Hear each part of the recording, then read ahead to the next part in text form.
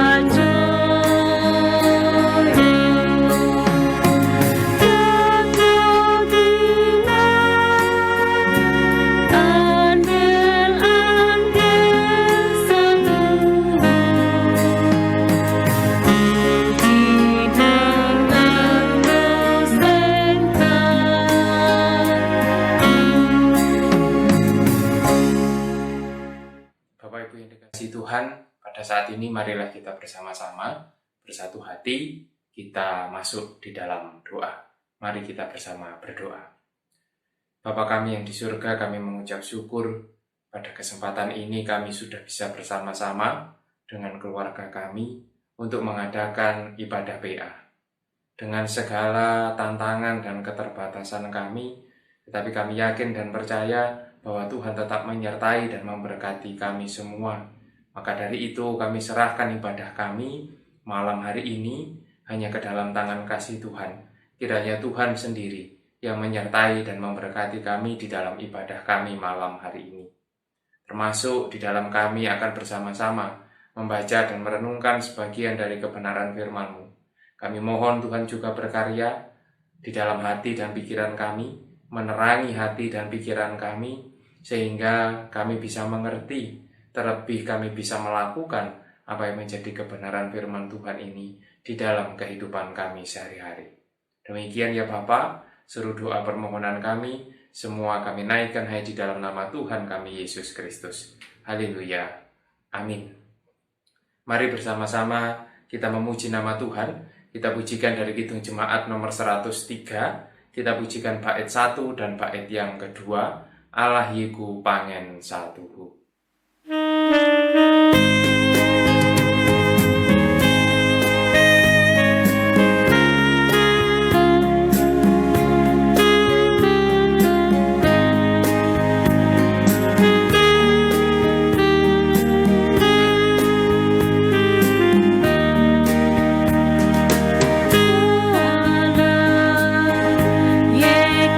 pangen satuhu.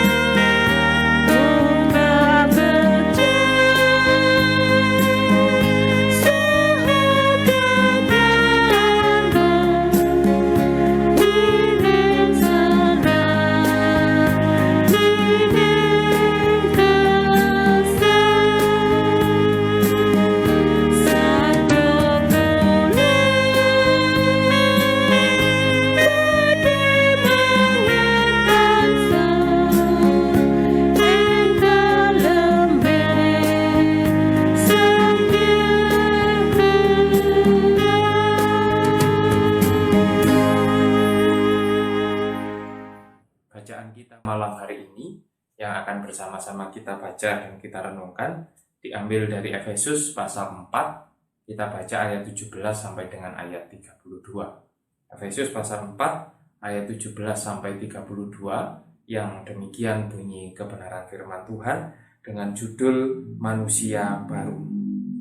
Sebab itu kukatakan dan kutegaskan ini kepadamu di dalam Tuhan, jangan hidup lagi sama seperti orang-orang yang tidak mengenal Allah dengan pikirannya yang sia-sia dan pengertiannya yang gelap, jauh dari hidup persekutuan dengan Allah, karena kebodohan yang di dalam mereka dan karena kedegilan hati mereka.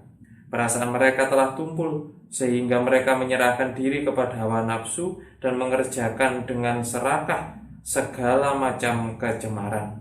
Tetapi kamu bukan demikian. Kamu telah belajar mengenal Kristus, karena kamu telah mendengar tentang Dia dan menerima pengajaran di dalam Dia menurut kebenaran yang nyata dalam Yesus, yaitu bahwa kamu berhubung dengan kehidupan kamu yang dahulu harus menanggalkan manusia lama yang menemui kebinasaannya oleh hawa nafsunya yang menyesatkan, supaya kamu dibaharui dalam roh dan pikiranmu dan mengenakan manusia baru yang telah diciptakan menurut kehendak Allah di dalam kebenaran dan kekudusan yang sesungguhnya.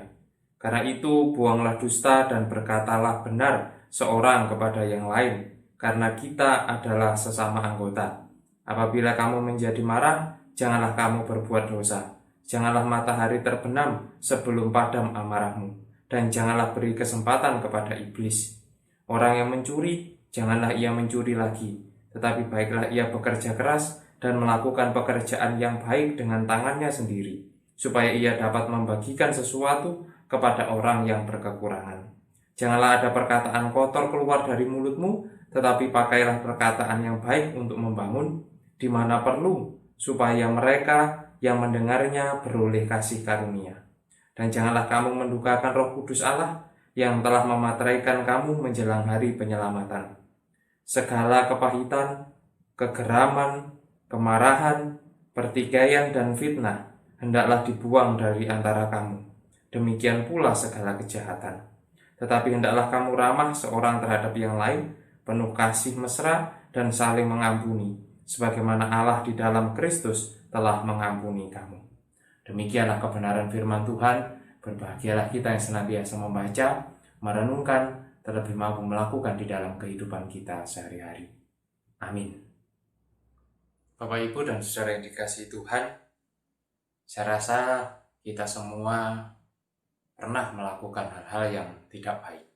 Dan kita semua juga pastinya punya kebiasaan-kebiasaan yang juga mungkin bisa dianggap tidak baik. Saya rasa kita semua memiliki itu. Tapi ada salah satu contoh kebiasaan tidak baik yang mungkin juga sering dilakukan oleh banyak orang, yaitu berbohong. Biasanya ketika seseorang sudah berbohong, dia akan menutupi kebohongannya dengan kebohongan-kebohongan yang lain. Sehingga akhirnya justru hidupnya penuh dengan kebohongan. Sangat sulit membedakan dia sedang jujur atau dia sedang bohong. Nah, hal inilah yang kemudian membuat hal buruk itu seolah-olah sudah menjadi kebiasaan di dalam dirinya. Nah, itu bisa terjadi kepada siapapun. Hal buruk apapun, jika kita lakukan secara terus-menerus kita lakukan, pada akhirnya mungkin membuat kita merasa bahwa apa yang buruk itu menjadi sebuah hal yang biasa saja. Karena sudah terbiasa terus-menerus kita lakukan di dalam kehidupan kita. Nah, Bapak Ibu, pada kesempatan ini, pada momen PA di malam hari ini, kita bersama-sama diajak untuk belajar. Belajar tentang bagaimana menata diri kita, menata kehidupan kita sebagai manusia.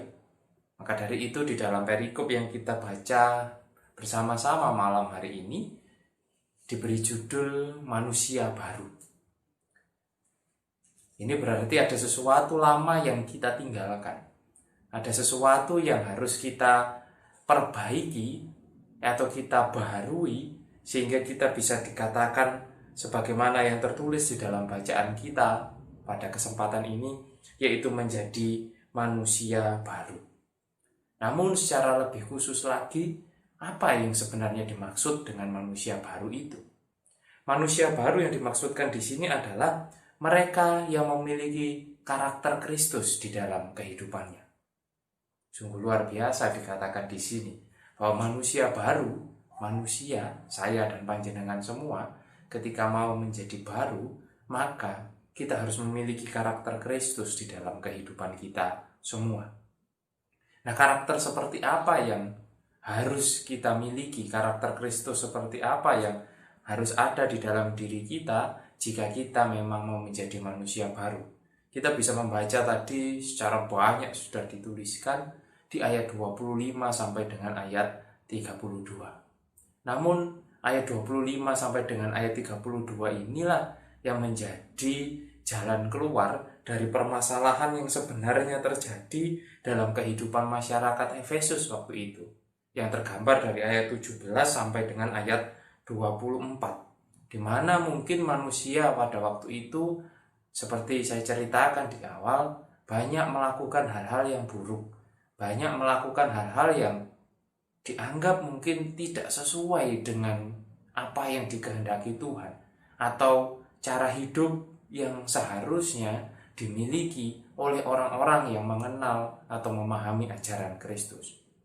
Mereka melakukan banyak kecemaran, mereka hanya mengikuti hawa nafsu mereka, dan itu semua mungkin dianggap sebagai sebuah kebiasaan karena mereka sudah melakukan hal-hal yang buruk itu secara terus-menerus, sehingga mereka menganggap bahwa hal buruk itu sebagai sebuah kewajaran saja.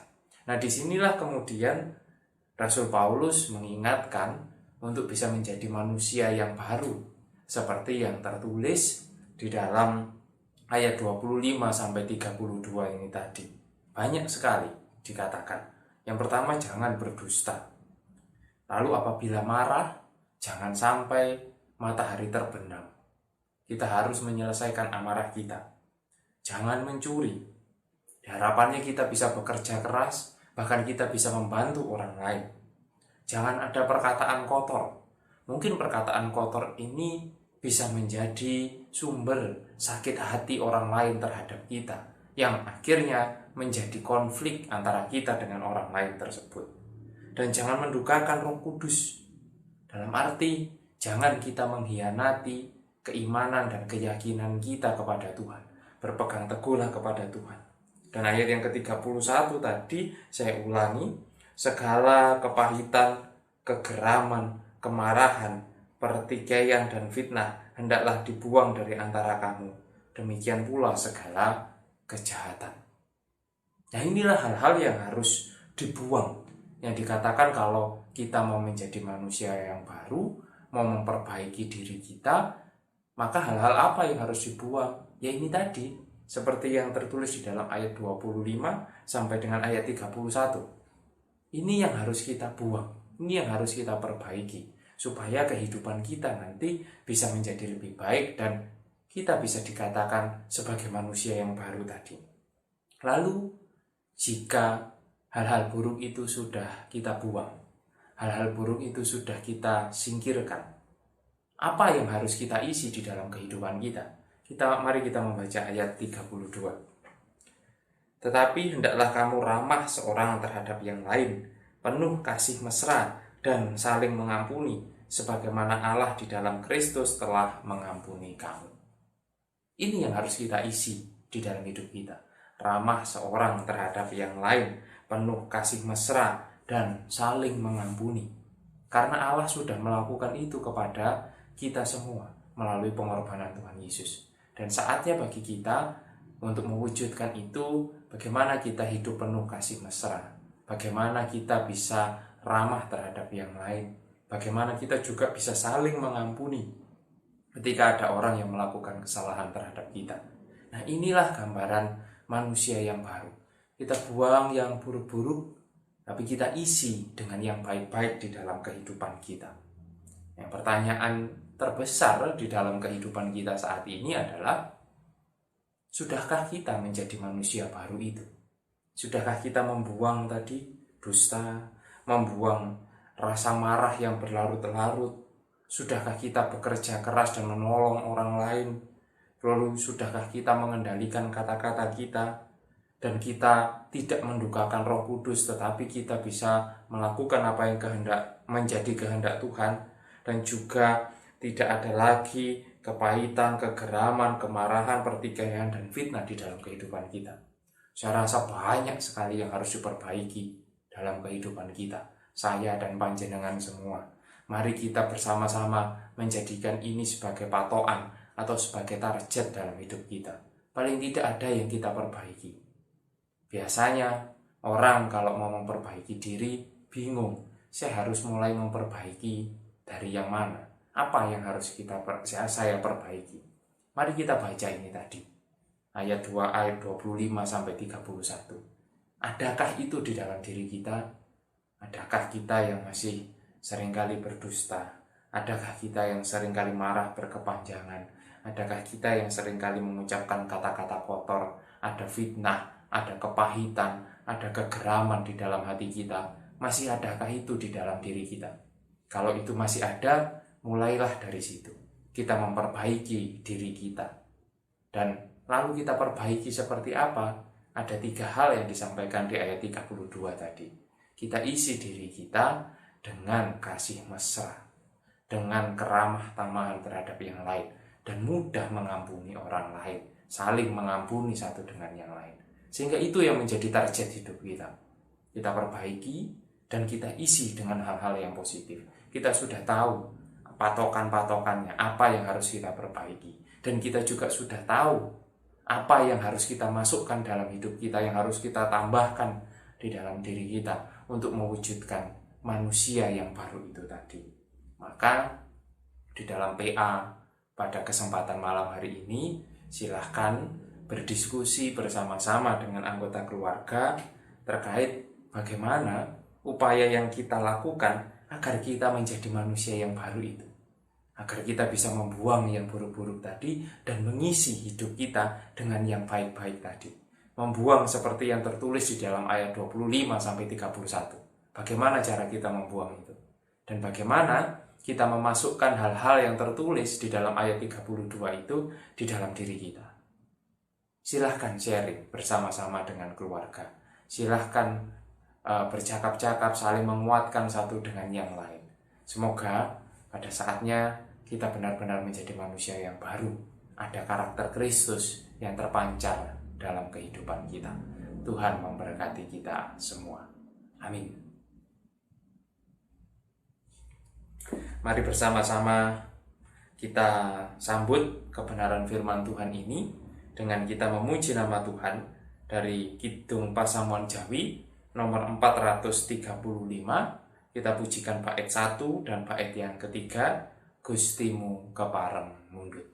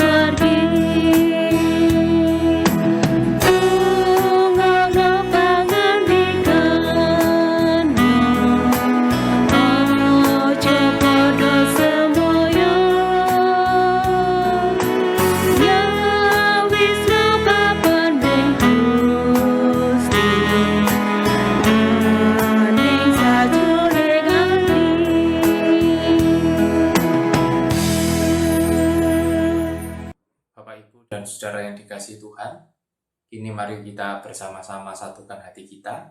Kita masuk di dalam doa syafaat. Mari kita satukan hati kita berdoa.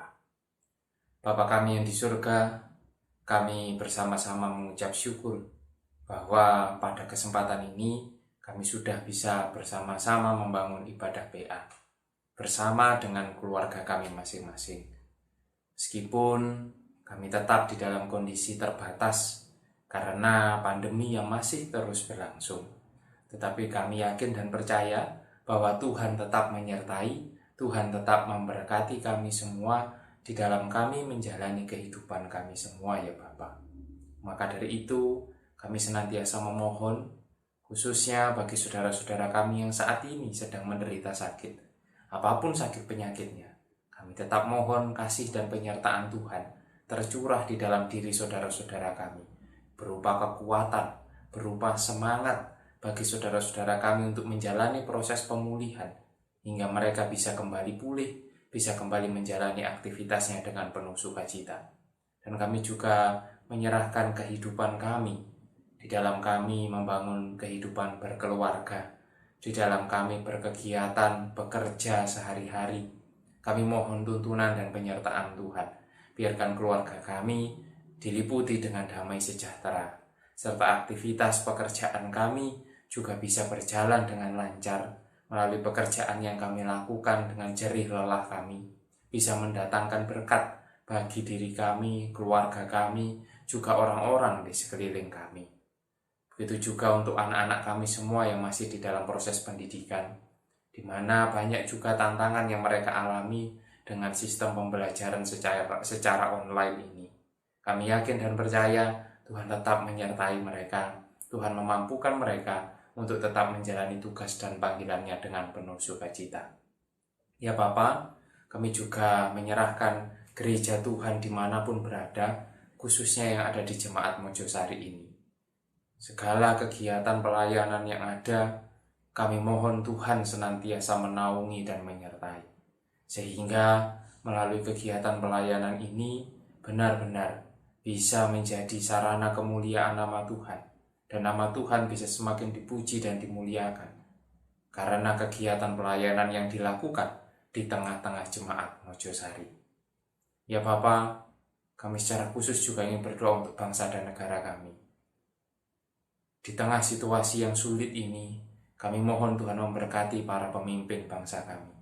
Tuhan berikan kekuatan, Tuhan berikan hikmat dan kebijaksanaan, termasuk juga kepada tenaga medis, aparat, kepolisian, TNI, relawan, yang juga berjuang bersama-sama dengan pemerintah kami untuk menyelesaikan pandemi ini. Kami mohon Tuhan berkati mereka semua, berikan kesehatan, berikan kekuatan, sehingga mereka dapat menjalani segala tugas dan kewajibannya dengan baik, dengan penuh sukacita. Dan kami semua sebagai warga negara, ajarilah kami ya Bapa, untuk senantiasa taat dan patuh kepada tatanan, kepada aturan yang sudah ditetapkan oleh para pemimpin bangsa kami, sehingga pandemi ini juga bisa segera terselesaikan. Ya Bapa, kami serahkan persembahan yang kami kumpulkan pada kesempatan malam hari ini. Kami mohon Tuhan berkati, Tuhan sucikan persembahan ini, sehingga dapat kami pakai sebagai sarana kemuliaan nama Tuhan. Demikian ya Bapa, seru doa dan permohonan kami. Kiranya Tuhan senantiasa mendengarkan apa yang menjadi doa dan permohonan kami semua. Karena doa ini kami serahkan hanya di dalam nama Tuhan kami Yesus Kristus. Haleluya. Amin.